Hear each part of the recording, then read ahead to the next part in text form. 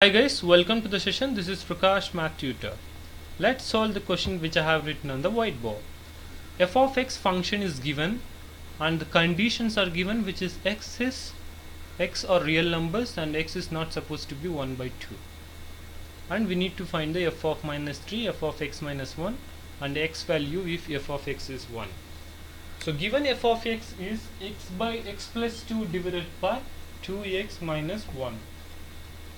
So let's find f of minus 3 first. So we just need to substitute x is equals to minus 3 into the given equation. So if you substitute x is equals to minus 3, we'll get minus 3 plus 2 divided by 2 into minus 3 minus 1. So minus 3 plus 2 becomes minus 1 divided by minus 6 minus 1. So f of minus 3 equals to minus 1 by minus 7.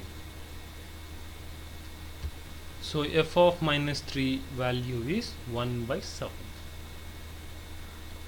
Now solve the second